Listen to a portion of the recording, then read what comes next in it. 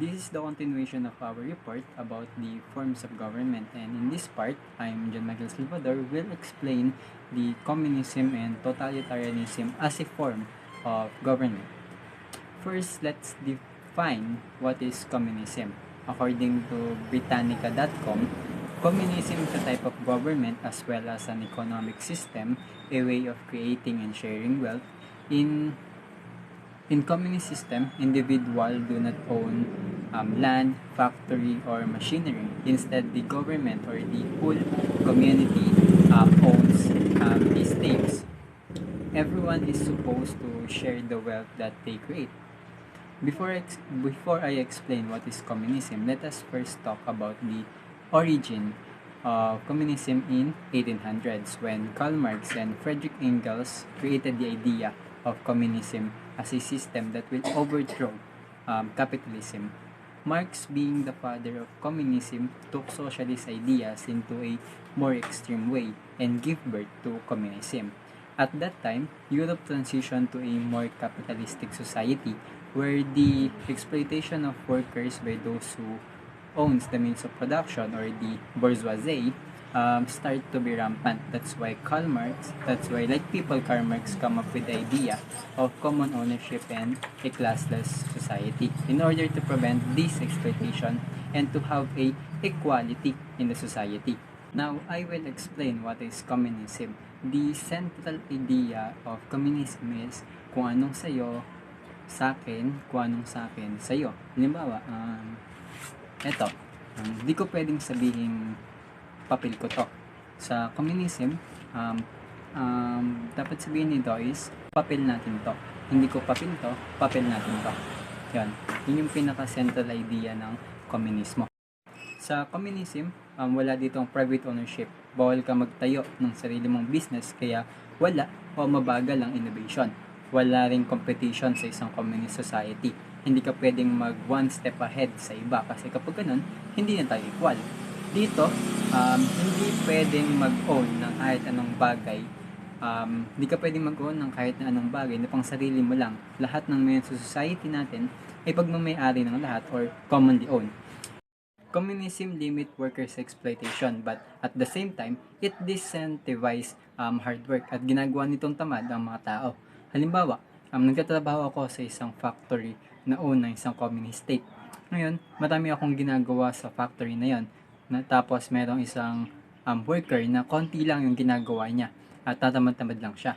Ngayon, sa idea ng communism which is equality, kung anong sweldo ko na pagod sa dami ng ginagawang trabaho, ganun din yung susweldohin ng worker na konti lang yung ginawa. Kasi nga, dapat equal. Diba? Makikita natin na sobrang discouraging ng communism. Kung hindi na rewarding ang hard work, bakit ko pa gagawin yon? Hindi na lang, konti lang din yung gagawin ko. Kung ganito yung iisipin ng lahat ng workers, ang mangyayari ay babagal ang production and the economy will not progress kasi people will only work according to their abilities and everyone will share according to their needs.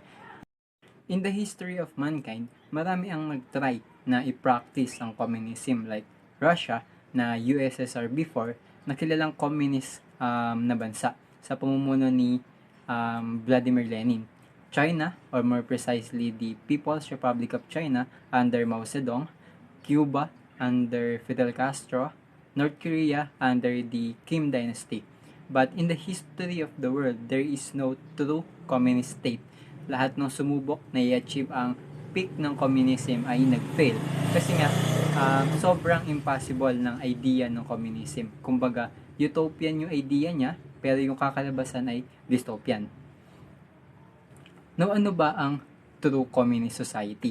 According sa Communist Manifesto at Gotha program na sinulat nila Marx at Engels, a true communist society is a classless, moneyless, and stateless society. Kumbaga, yung idea ng anarchism ay nandito rin. In order for communism to succeed is through bloody revolution of the working class or the proletariat against the capitalist society and eventually overthrow it. And doon pa lang ma-attain ang true communism once na yung proletariat na ang may hawak ng power, or what they call the dictatorship of the proletariat. Next form of government is totalitarianism. So what's totalitarianism? Totalitarianism refers to an authoritarian political system or state that regulates and controls nearly every aspect of public and private sectors.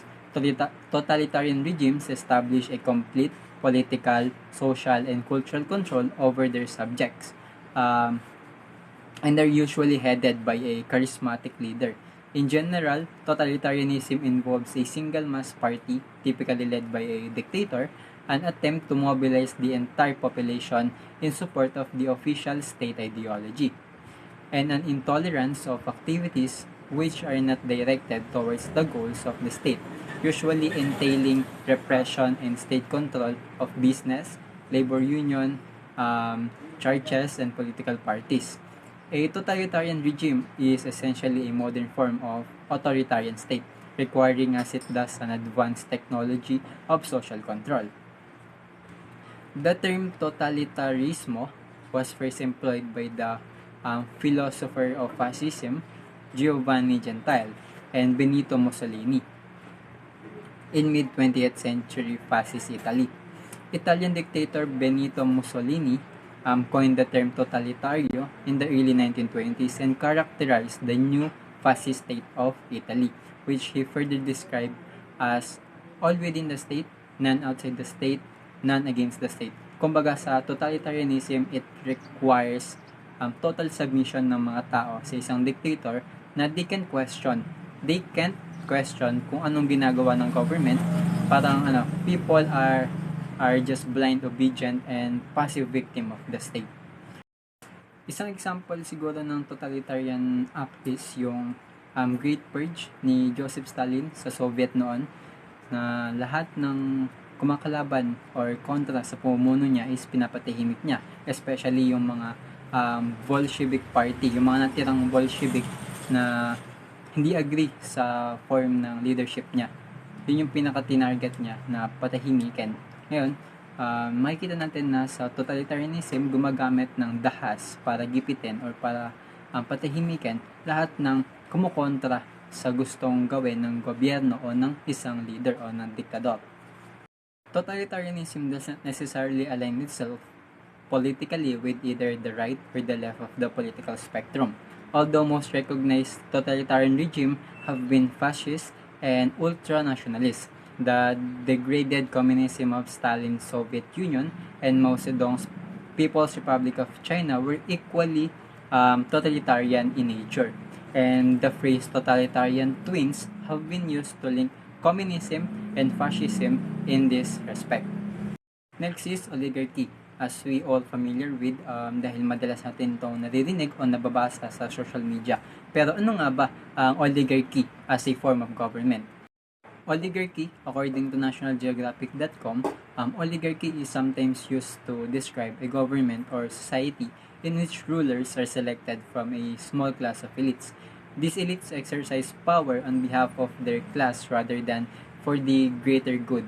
German-born Italian sociologist Robert Michels coined the phrase iron law of oligarchy, which holds that there is an inevitable tendency of organization to become less democratic and more oligarchic over time. An oligarchy is a form of government where the power is in the hands of small number of elite people. This could be the wealthy, a military group, or even a family. Or oligarchies are where a small minority rules a government and typically exercise power in a corrupt ways. In a oligarchical form of government, ang namumuno ay yung mga chosen elites, yung maliit na percent ng mga tao na nasa taas ng social ladder, na yung mga wealthy individual ay may power over the state at ginagamit nila yung kapangyarihan na ito para sa sarili nilang interes. Example of oligarchy is communist government, totalitarian, and absolute monarchy na na-discuss na kanina. Plutocracy. A plutocracy is a form of government or rulership by the rich. It is a form of governance where policies and systems are geared to benefit the wealthy and powerful more than others. The plutocratic political system wield its power through money.